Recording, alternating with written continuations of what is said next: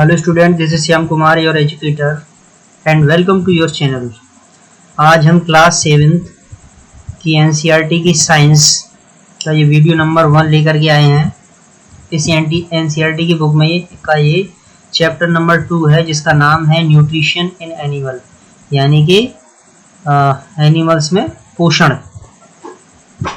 और इसमें आज हम एक टॉपिक को डिस्कस करने वाले हैं। वो टॉपिक है different ways of taking food, यानी भोजन को ग्रहण करने के विभिन्न तरीके। ठीक है, इस वीडियो में हम जानेंगे कि भोजन को किस तरीके से ग्रहण किया जाता है, कैसे हम भोजन को अलग अलग तरीके से खाते हैं। कोई उसे चबाकर खाता है, कोई उसे चाट कर खाता है, कोई उसे निगल के खाता है। तो इस टॉपिक में आज हम यही जानने वाले हैं कि अलग अलग तरीके के प्राणी जो होते हैं, अलग अलग तरीके के जीव जंतु जो होते हैं, वो किस तरीके से भोजन को ग्रहण करते हैं। तो ये हमारा वीडियो नंबर 1 है, एनसीईआरटी बुक क्लास 7 साइंस। तो चलिए शुरू करते हैं हम आज का video.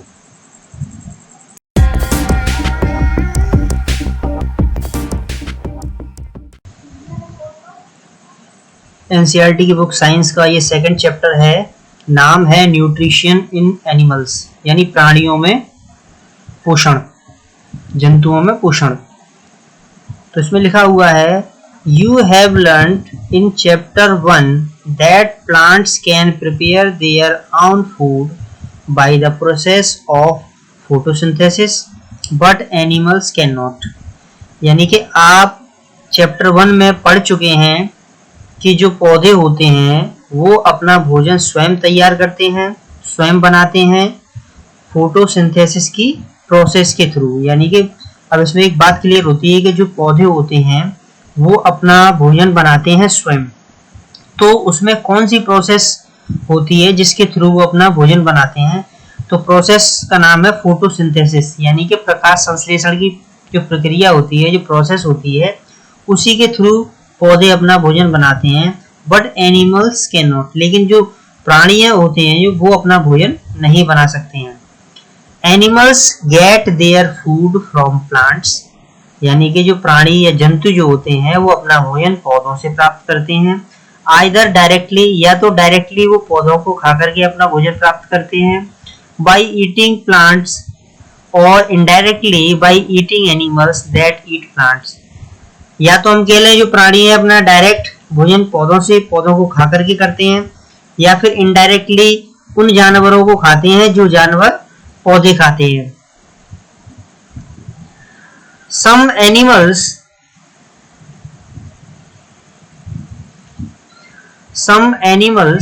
eat both plants and animals, यानी कि कुछ जो जंतु होते हैं, जो प्राणी होते हैं, जो जानवर होते हैं, वो पौधे और एनिमल दोनों को खाते हैं।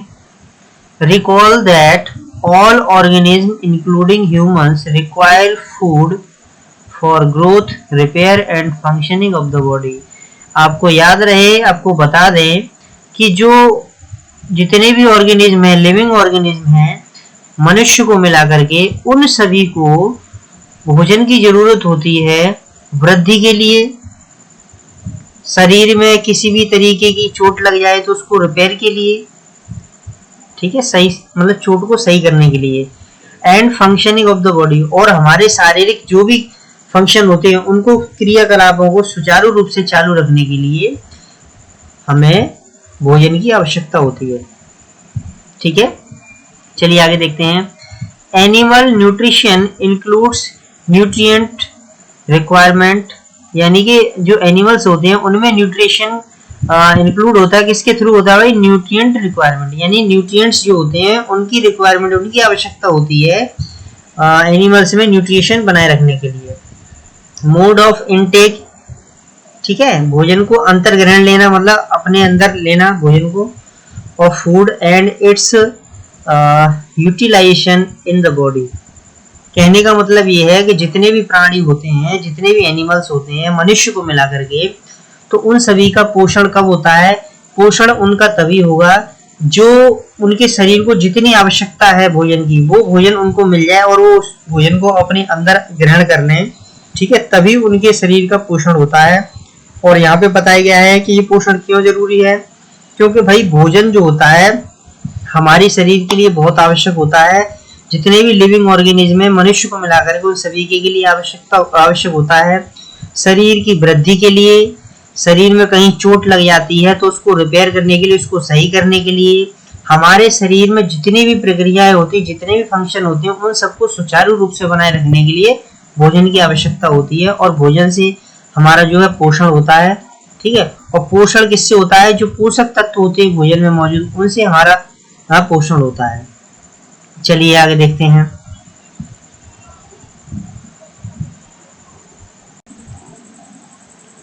You have studied in class 6 that food consists of many components।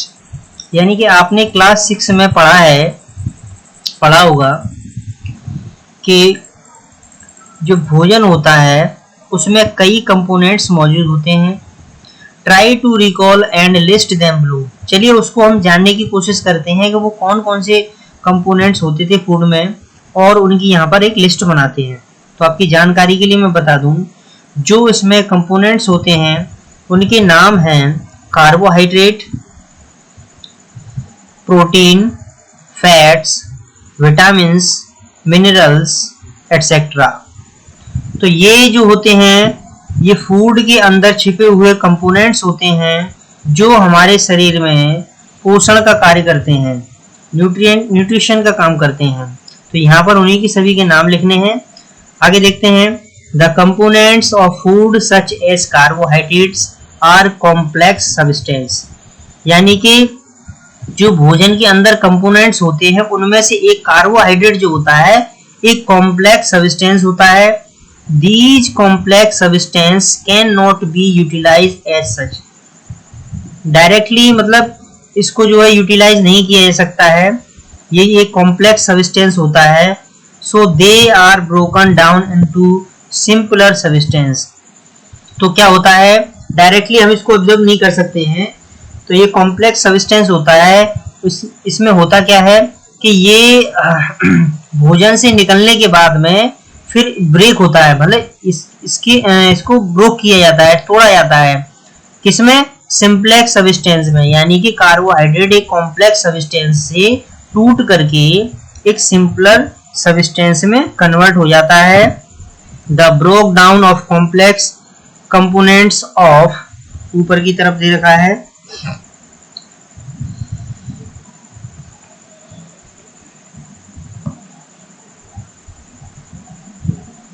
Food into simpler substance is called digestion. यानी कि कार्बोहाइड्रेट का जो कॉम्प्लेक्स सब्सटेंस से एक सिंपलर सब्सटेंस में टूटना डाइजेशन कहलाता है, यानी कि पाचन कहलाता है। ठीक है, कहने का मतलब ये है कि कार्बोहाइड्रेट जो होता है एक कॉम्प्लेक्स सब्सटेंस है, उसको डायरेक्टली हम एब्जॉर्ब नहीं कर सकते अपनी बॉडी में। क्या होता है, उसको ब्रोक किया जाता है, उसको तोड़ा जाता है, तो वो कॉम्प्लेक्स से सीधे सिंपलर कंपोनेंट्स में टूट जाता है। इसमें दिखाया गया है जिस तरीके से कॉम्प्लेक्स सब्सटेंस है, एक दूसरे में जुड़े हुए हैं। कार्बोहाइड्रेट का इसको हम एक कॉम्प्लेक्स सब्सटेंस मान लेते हैं, फिर क्या होता है ये टूटता है, अलग अलग अपने सिंपलर सब्सटेंस में टूट जाता है। तो इस प्रोसेस को हम क्या कहते हैं, अभी आपको बताया है, डाइजेशन कहते हैं, यानी कि पाचन कहते हैं। जैसे ये सिंपलर सब्सटेंस में टूटता है तो हमारी बॉडी इसको क्या कर लेती है, एब्जॉर्ब कर लेती है, और इसको एब्जॉर्ब कर लेती है तो उसी चीज को हम कह देते हैं डाइजेशन, यानी कि पाचन, यानी हमने वो चीज पचा ली। ठीक है, चलिए आगे देखते हैं। Different ways of taking food, यानी कि भोजन को प्राप्त करने के अलग अलग तरीके। The mode of taking food into the body varies in different organisms। यानी कि अलग अलग तरीके के जो ऑर्गेनिज्म होते हैं, प्राणी होते हैं, उन सभी में भोजन प्राप्त करने के अलग अलग विधियां होती हैं, अलग अलग तरीके से वो भोजन को प्राप्त करते हैं, रिसीव करते हैं। Bees and hummingbirds suck the nectar of plants। यानी मधुमक्खी और हमिंगबर्ड जो होते हैं, वो नेक्टर का मतलब होता है मीठा जूस, ठीक है, स्वीट जूस ऑफ प्लांट, मतलब फ्लावर, जो भी फ्लावर होते हैं उनमें नेक्टर निकलता है, इस नेक्टर को हम स्वीट जूस बोलते हैं, यानी मीठा तरल। ठीक है, तो मधुमक्खियां जो होती हैं और हमिंग बर्ड्स जो होते हैं वो पौधों के फ्लावर है, फूलों में से क्या करते हैं, नेक्टर को क्या करते हैं, चूस लेते हैं। सक का मतलब होता है चूसना, ठीक है। बीज and humming bird suck the nectar of plants, पौधे में से नेक्टर को क्या करते हैं, सकिंग कर लेते हैं।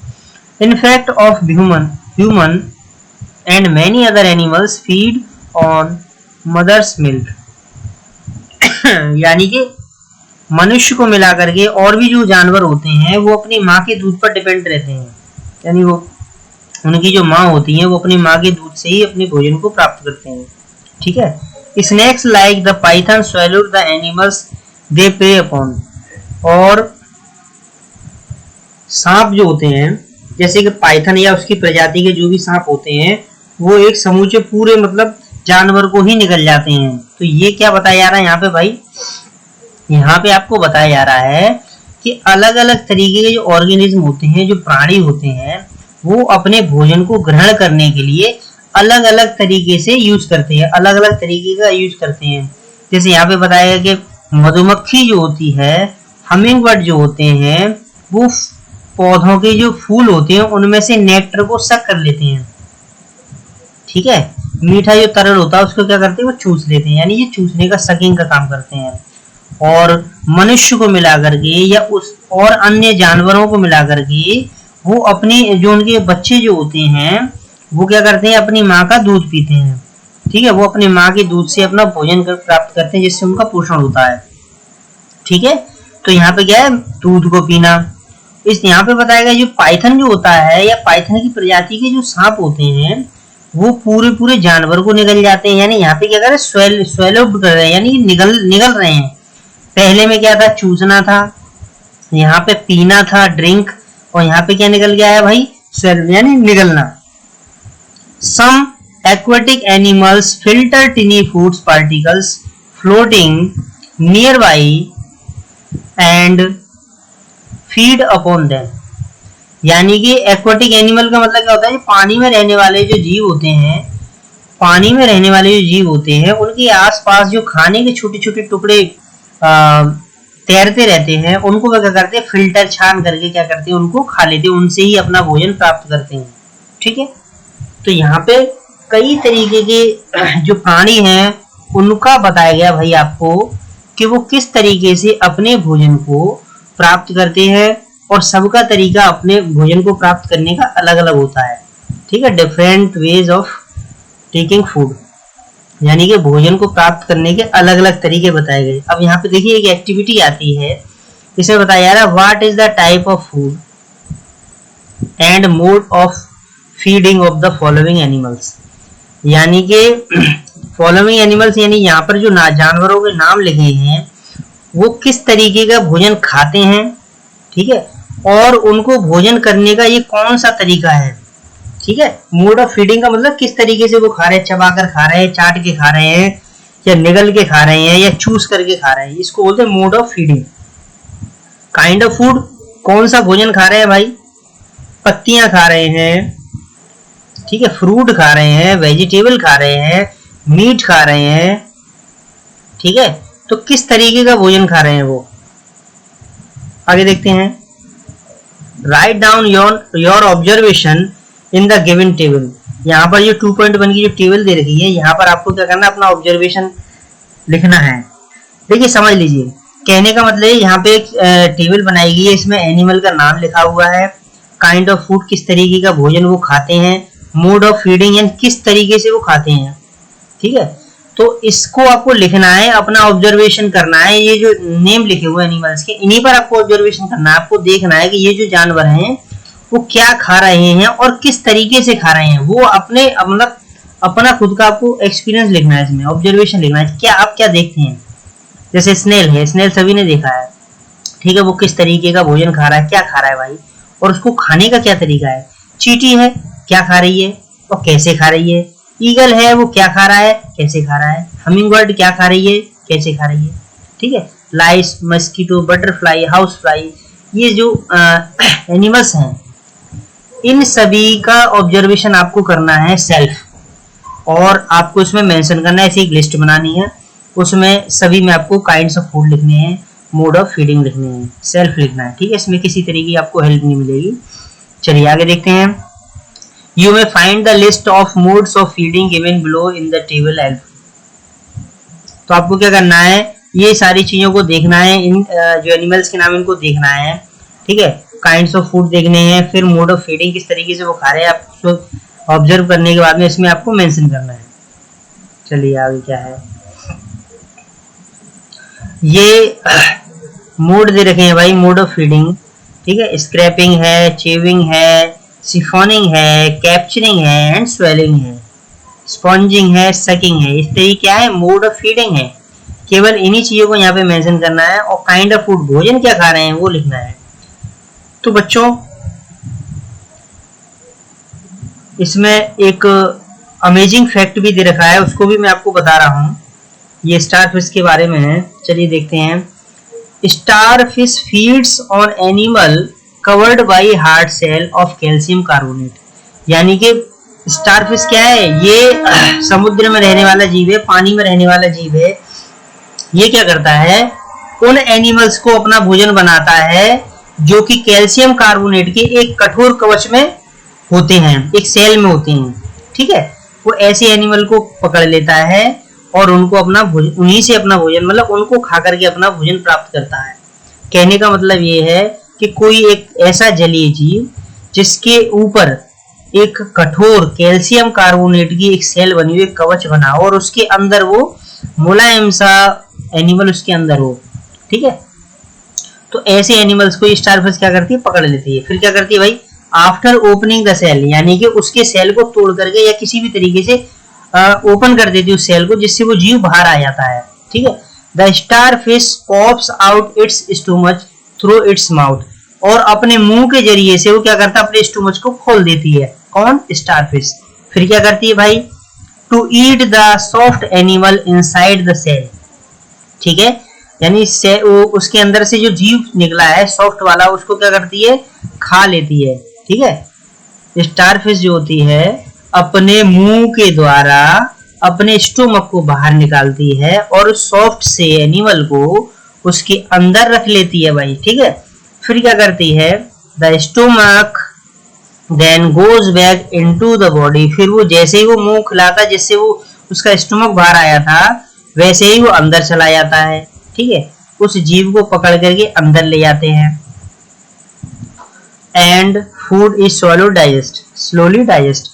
तो वो जो जीव होता है धीरे धीरे स्टारफिश के पेट में जो है धीरे धीरे डाइजेस्ट हो जाता है, पच जाता है।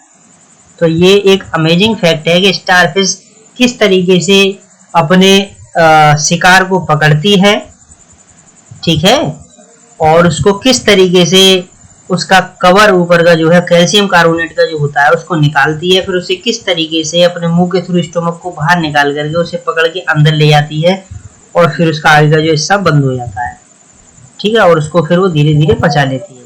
तो ये एक अमेजिंग फैक्ट था स्टूडेंट्स। आज का टॉपिक जो था वो यहाँ पर क्लियर हो चुका है। अब इससे आगे का जो भी है वो हम नेक्स्ट वीडियो में देखेंगे। और अगर आपको हमारा वीडियो अच्छा लग रहा हो तो आप कोशिश कीजिए जितने भी हमारे वीडियो बन रहे हैं उन सभी को देखें और दूसरों को भी दिखाएं, इससे आपकी नॉलेज बढ़ेगी।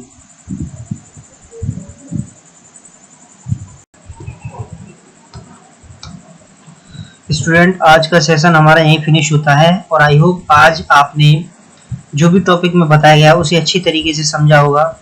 और मैं आशा करता हूँ कि आगे भी हमारे जो वीडियो आएंगे उनको भी आप अच्छी तरीके से देखेंगे और समझेंगे। हमारा उद्देश्य केवल आपको ये जानकारी देना है, ज्ञान देना है, जो इन पुस्तकों में दे रखा है, इन बुक्स में दे रखा है, जो भी बातें इनमें बताई गई हैं उसको आप तक पहुंचाना है। आप 6th standard, 7th standard, 8th standard के स्टूडेंट्स हैं, तो आपके लिए ये साइंस का जो भी टॉपिक है, जो भी इसमें दिया हुआ है, वो हम आपके लिए बना रहे हैं और आगे भी बनाते रहेंगे। तो इसी क्रम में मैं आपसे कहने वाला हूँ कि हमारा मोटिवेशन करने के लिए आप हमारे चैनल को सब्सक्राइब करें, बेल आइकन को प्रेस करें, जिससे आगे आने वाले लेटेस्ट वीडियो का नोटिफिकेशन आप तक पहुँच सके। और अगर आज का वीडियो आपको पसंद आया हो तो वीडियो को लाइक करना ना भूलें, शेयर जरूर करें जिससे किसी और स्टूडेंट की हेल्प हो सके। तो आज के लिए बस इतना ही, आगे फिर मिलते हैं हम नई वीडियो के साथ में। तब तक के लिए बाय बाय, धन्यवाद, थैंक यू।